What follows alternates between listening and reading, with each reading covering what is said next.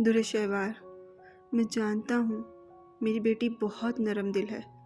وہ سب کے دکھوں کو اپنا دکھ سمجھ کر محسوس کرتی ہے، لیکن میری جان، زندگی مذاق نہیں ہے۔ ماہر تمہارا مریض ہے۔ تم اس کے متعلق اگر جذباتی ہو کر یوں فیصلہ لوگی تو اپنے کریئر میں آگے کیسے بڑھ پاؤ گی؟ ویسے بھی یہ سب آسان نہیں ہے۔ شاید اس آبلا پا سفر میں تم تنہا چلتے چلتے تھک جاؤ تو پھر کوئی واپسی کا راستہ بھی نہیں ہوگا۔ میں جانتے بوجھتے تمہیں اندھے کنویں میں کیسے کودنے دے سکتا ہوں؟ اور پھر اندام صاحب نے سنجیدگی سے در شہوار کو اس کے جذباتی فیصلے کا احساس دلانا چاہا۔ وہ ان کی بات کاٹتے ہوئے بولی،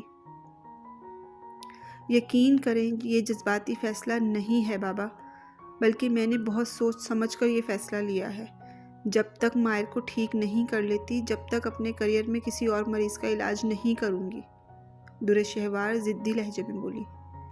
اندام صاحب نے افسوس سے بیٹی کی ضد کو دیکھا تھا، جس کی آنکھوں میں موجود عزم انہیں کسی کی یاد دلا گیا۔ لیکن پھر بھی در شہوار، یہ ممکن نہیں ہے، کیونکہ وہ بات کرتے کرتے رک گئے اور چہرہ دوسری جانب کرتے ہوئے بات کو جاری رکھا۔ شاید وقت آ گیا ہے کہ تمہیں اس بات سے آگاہ کر دوں۔ اندام صاحب کا انداز بہت پراسرار تھا۔ در شہوار نے تعجب سے باپ کے بیگانہ لہجے کو سنا۔ در شہوار، تمہارا نکاح 6 سال کی عمر میں ہی کر دیا گیا تھا۔ اندام صاحب کی بات پر در شہوار حیرت میں بیٹھی رہی۔ آپ شاید مذاق کر رہے ہیں ڈیڈی۔ در شہوار اپنی سنہری آنکھوں میں آنسو لیے باپ کے سامنے کھڑے تھے۔ در شہوار، میری جان، کوئی بھی باپ اپنی بیٹی سے ایسی بات مذاق میں نہیں کرتا۔ وہ نکاح اس لمحہ کرنا بہت ناگزیر تھا۔ اندام صاحب نے لاڈلی بیٹی کی شکستہ حالت پر بے چین ہو کر اس کے چہرے کو تھامنا چاہا، لیکن وہ سر نفی میں ہلاتی وہاں سے تیزی سے 2 قدم پیچھے ہٹی۔ کون ہے وہ جس سے میرا نکاح ہوا تھا؟ اس کے ہونٹوں سے سرسراتی ہوئی آواز نکلی۔ جہانگیر بخت۔ اندام صاحب کے جواب پر کمرے میں گمبھیر خاموشی چھا گئی۔ شادی کی تیاریاں زور و شور سے چل رہی تھی۔ ایسے میں ڈرائیور کے ساتھ گل بانو بیگم، در خانی اور زری شاپنگ کے لیے شہر آئی تھی۔ شہر کی مصروف سڑکوں اور بڑی بڑی عمارتوں کو دیکھ کر زری کی نسبت در خانی بہت پرجوش تھی۔ زری کے لیے یہ سب کچھ معمول کی چیزیں تھیں۔ چادر سے جھلکتی زری کی بیزار نظریں گاڑی کے شیشے سے باہر جمی تھیں۔ عجیب بوریت چھائی ہوئی تھی۔ یہ نہیں تھا کہ شاپنگ میں اسے دلچسپی نہیں تھی، بس وہ یہ ٹریفک کے شور اور رش سے بہت بور ہو جاتی تھی۔ اس وقت بھی ٹریفک لائٹ سرخ تھی اور زری پر چڑچڑے پن کا دورہ پڑا ہوا تھا۔ ایسے میں سامنے سے گزرتی ایک گاڑی پر نظر پڑتے ہی زری کی نظر جم سی گئی۔ محض ایک جھلک تھی جو اس نے سامنے سڑک سے گزرتی گاڑی میں بیٹھے اس خوبرو شہزادے کی دیکھی، لیکن جانے کیوں وہ ایک جھلک اس انازادی کے دل کی سرزمین پر ایک انکہی سی تحریر چھوڑ گئی۔ اس جھلک کا ہی اثر تھا کہ چڑچڑاہٹ، اداسی اور بیزاری کہیں دور جا سوئی تھی۔ دل و دماغ تو کسی اور کے ہی خیالوں میں کھو گیا تھا، تو شاپنگ میں کہاں اس کا دھیان رہنا تھا۔ وہ جب تک وہاں رہی کھوئی کھوئی سی رہی۔ دل میں ایک نامعلوم سی خواہش بار بار جاگ رہی تھی کہ کاش اسے وہ جھلک پھر سے دکھنے کو ملے۔ وہ خواہش کہ کوئی چیز نام نہیں لے رہی تھی۔ نبیل، یہ دیکھ میرا لیٹسٹ موبائل، کل ہی ابا نے ڈبہ پیک لے کر دیا ہے، کیسا ہے؟ گورنمنٹ کالج کے دروازے سے باہر نکلتے ایک 17 سالہ لڑکے نے جوش سے اپنا موبائل نکالتے گلی میں کھڑے نبیل نامی لڑکے کو دکھایا۔ نبیل دیکھنے میں 18-19 سال کا لڑکا تھا۔ وہ اس وقت میلی سی شلوار قمیض پہنے ہوئے تھا۔ ماتھے کے بال بھی بہت بے ترتیب تھے، لیکن ہاتھ میں موجود اس کا موبائل بہت قیمتی معلوم ہو رہا تھا۔ واہ، چچا اشرف نے ماڈل تو تجھے بہت اچھا لے کر دیا ہے کامران۔ نبیل نے اس کے ہاتھ سے موبائل پکڑا۔ لیکن یہ مجھے استعمال کرنا نہیں آتا۔ کلاس کے لڑکے میرا مذاق اڑا رہے تھے کہ پینڈو نے موبائل تو بہت اچھا لیا ہے پر اسے چلانا نہیں آتا۔ کاش نبیل تو بھی میری جماعت میں ہوتا تو کتنا مزہ آتا۔ کامران قدرے دکھی نظر آیا۔ وہ دونوں سڑک کے کنارے چل رہے تھے۔ کیا باتیں کر رہا ہے کامران، تو جانتا ہے مجھ سے پڑھائی وڑھائی نہیں ہوتی۔ خیر یہ سب باتیں چھوڑ اور پریشان مت ہو، جہاں تک اس موبائل کی بات ہے وہ میں تجھے ابھی سکھا دیتا ہوں۔ نبیل اس کی بات پر کہکا لگا کر بولا۔ نبیل کا دھیان مکمل طور پر موبائل پر تھا۔ اس کی بات پر کامران خوش ہو گیا۔ یہ دیکھ، سب سے پہلے موبائل کو اس بٹن سے چلاتے ہیں۔ ابھی اس پر کوئی لاک نہیں لگا، اس لیے کوئی بھی اسے کھول سکتا ہے، لیکن تو اس پر یہاں سے جا کر لاک لگا کر رکھنا، ایسے کوئی تیرے موبائل میں نہیں گھسے گا۔ اور یہ دیکھ، موبائل میں سب سے مزیدار یہ یوٹیوب ہوتی ہے، اس میں دنیا جہاں کے ہر گانے، فلم اور ڈرامے وغیرہ ہوتے ہیں۔ تجھے بھی اس کو چلانے کے لیے پیکیج لگوانا پڑے گا۔ چلتے چلتے وہ دونوں اب قدرے گنجان آباد والے علاقے میں آ گئے۔ نبیل کی بات پر کامران کی دلچسپی موبائل میں بڑھ گئی۔ اچھا میں آج ہی اس میں بیلنس ڈلواتا ہوں، پھر تم مجھے آگے سکھانا، کامران نے فوراً سے کہا۔ اس کے لیے انتظار کیوں کرنا؟ یہ دیکھ، میں اپنے موبائل سے تیرے موبائل کو ہاٹ اسپاٹ سے انٹرنیٹ دے دیتا ہوں۔ یہ دیکھ، ایسے بھی تیری یہ یوٹیوب چلنے لگے گی۔ نبیل نے اپنے موبائل کا ہاٹ اسپاٹ کامران کے موبائل کے ساتھ کنیکٹ کیا۔ یہ دیکھ، آج بہت مزے کی ایک بلو فلم آئی ہے، تجھے دکھاتا ہوں کیا کمال کی فلم ہے، یار مزہ آ جائے گا۔ نبیل نے اب کامران کے موبائل میں ایک انتہائی واہیات قسم کی مووی چلائی۔ استغفر اللہ، یہ تو نے کیا لگا دیا ہے، بند کر، اسے گناہ ملتا ہے۔ کامران کے کان سرخ ہوئے، وہ فوراً نظریں پھیر کر بولا۔ لالے یہ ایک فلم ہی تو ہے، سب لوگ ایسی فلمیں دیکھتے ہیں، بس کسی کو بتاتے نہیں۔ اور ویسے بھی اس وقت ہمیں کون دیکھ رہا ہے جو اتنا تو ڈر رہا ہے؟ سن میری بات، اب تو 17 سال کا جوان لڑکا ہے، یہ سب دیکھنا تیرا حق ہے، لڑکیوں کی طرح شرمانا بند کر۔ نبیل کے اندر بیٹھا شیطان کامران کی برین واشنگ کرنے لگا۔ ایسا کرتے وہ یہ بھول گیا تھا کہ اللہ ہر وقت ہمارے ساتھ ہوتا ہے، وہ ہمارے ہر عمل کو دیکھ رہا ہوتا ہے۔ نبیل کی مسلسل برین واشنگ کا کامران پر اثر پڑا، وہ اس کے نفس نے بھرپور انگڑائی لی۔ کچھ دیر بعد وہ بھی نبیل کے ساتھ اس مووی کو دیکھ رہا تھا۔ اور بے شک نفس انسان کا سب سے بڑا دشمن ہے۔ بلیک کرولا پوری رفتار سے سڑک پر دوڑ رہی تھی۔ اس کی رفتار ڈرائیونگ سیٹ پر بیٹھی درِ شہوار کے غم و غصوں کو ظاہر کر رہی تھی۔ درِ شہوار کی سنہری آنکھوں میں اس وقت غصے کا ٹھاٹھے مارتا سمندر تھا۔ یہ سمندر کسی بھی وقت اپنی حدوں کو پھیلانگتا ہوا آنسوؤں کی صورت چھلک سکتا تھا۔ درِ شہوار کے ہاتھوں کی گرفت اسٹیئرنگ پر مضبوط سے مضبوط ہوتی چلی جا رہی تھی۔ ذہن میں اتنا انتشار تھا کہ وہ سڑک پر نظریں دیکھ ہی نہیں پا رہی تھی۔ نظریں گھوم گھوم کر ساتھ والی سیٹ پر پڑے کاغذات پر جا رہی تھی۔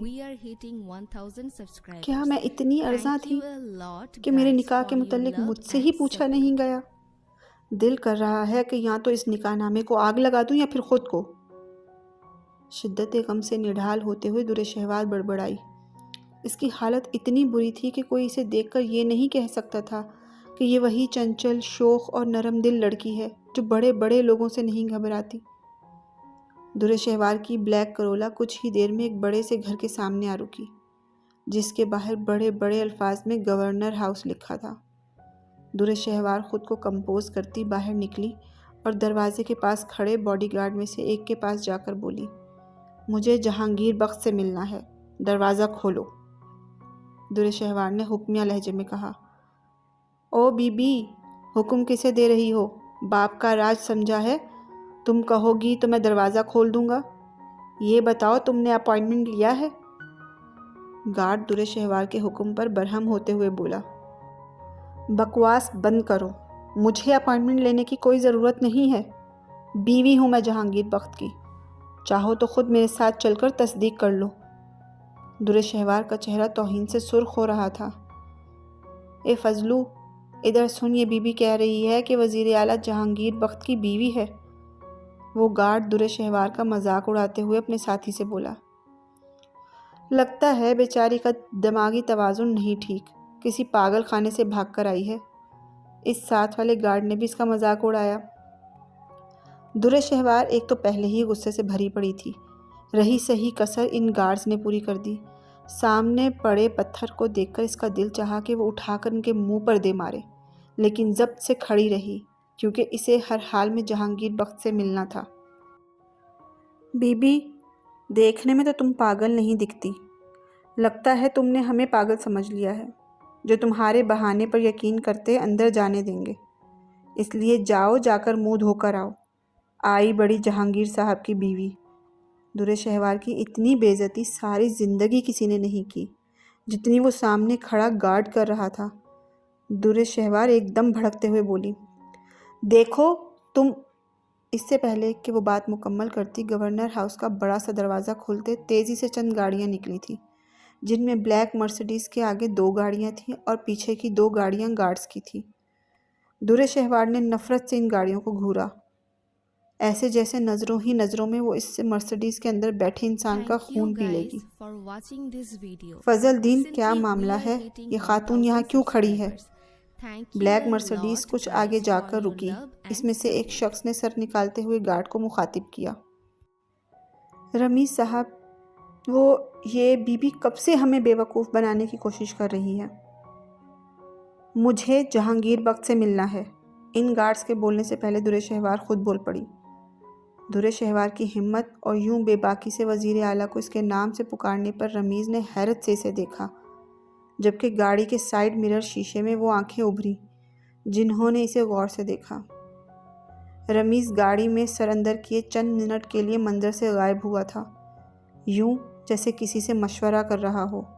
چند منٹ بعد اس نے کھڑکی سے باہر نکال کر سر گارڈ کو آواز دی، یہ کارڈ ان میڈم کو دے دو اور ان سے کہو ابھی سر مصروف ہیں، انہیں جو بھی بات کرنی ہے وہ کل اس پتے پر آ جائیں۔ رمیز نے گارڈ کو ہدایت دے کر گاڑی آگے بڑھانے کا کہا۔ گارڈ نے طنزیہ مسکراتے ہوئے وہ کارڈ درے شہوار کی جانب بڑھایا۔ اپنے ہاتھ میں پکڑے اس کارڈ کو غصے سے دبوچتے درے شہوار نے زمین پر پھینکا اور بڑی زور سے اپنی جوتی کے نیچے دباتے نفرت سے اس بلیک مرسیڈیز کو گھورا جس میں بیٹھا وہ محض اس کا شوہر نامدار تھا۔ درے شہوار کی اس حرکت کو مرسیڈیز کے سائیڈ مرر سے نظر آنے والے اس سرد و سپاٹ آنکھوں نے صاف صاف دیکھا تھا۔ زمرد، آج شام رستم صاحب کی پارٹی میں تم جا رہے ہو؟ ادا جان نے زمرد کو باہر کی جانب جاتے ہوئے دیکھا تو بول پڑے، جی بابا جان، اتنا اچھا ہاتھ آیا موقع میں کیسے ہاتھ سے جانے دے سکتا ہوں۔ آج رات کی پارٹی ہمارے ساتھ ہماری ساکھ کو مضبوط کرنے میں کافی مدد دے سکتی ہے۔ زمرد صاحب ادا جان کے پاس واپس بیٹھتے ہوئے بولے، بہت اچھے زمرد، بس تم سے جتنا ہو سکے اتنی جہانگیر بخت سے اپنے تعلقات مضبوط کرنے کی کوشش کرنا۔ کافی قابل انسان ہے وہ، تھوڑے سے عرصے میں ہی اس نے عوام کا اعتماد پوری طرح جیت لیا ہے۔ اگر ہمیں ایسے انسان کی سپورٹ حاصل ہو گئی تو یقیناً اس علاقے کی بہتری کے لیے دیکھے گئے ہمارے خواب بہت جلد پورے ہوں گے اور ہاسپٹل کی تعمیر میں بھی کافی مدد ملے گی۔ ادا جان نے اخبار میں چھپی جہانگیر خانزادہ کی تصویر کو نظروں میں رکھتے ہوئے زمرد خان کو ایک بار پھر یاد دہانی کروائی۔ اتنے میں زری چائے کے برتن اٹھانے آ گئی۔ ادا جان، آپ بالکل ٹھیک کہہ رہے ہیں، پچھلے کچھ ہی عرصہ سے عوام جہانگیر بخت کی دلدادہ ہو گئی ہے۔ وہ غریب عوام کی سہولت کے لیے بہت سے پروگرام بھی تو چلا رہا ہے۔ میں پوری کوشش کروں گا کہ آج پارٹی میں اس سے بات چیت ہو سکے۔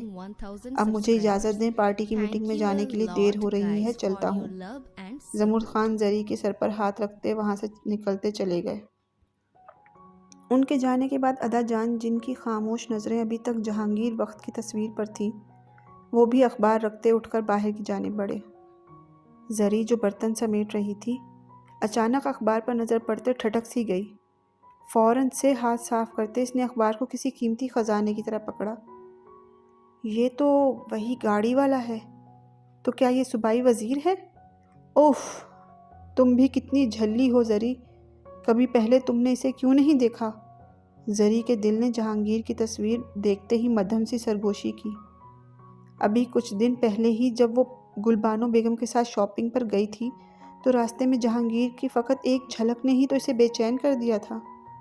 ابھی تو وہ اس کی ایک جھلک کے سحر سے نہ نکلی تھی کہ آج اس کی تصویر اس کے سامنے تھی۔ زرنش کو اپنی دھڑکنیں کانوں میں گونجتی ہوئی محسوس ہوئیں۔ اس نے تیزی سے اپنے ماتھے پر آیا پسینہ صاف کیا، اخبار وہیں پھینکی اور اندر کی طرف بھاگ گئی۔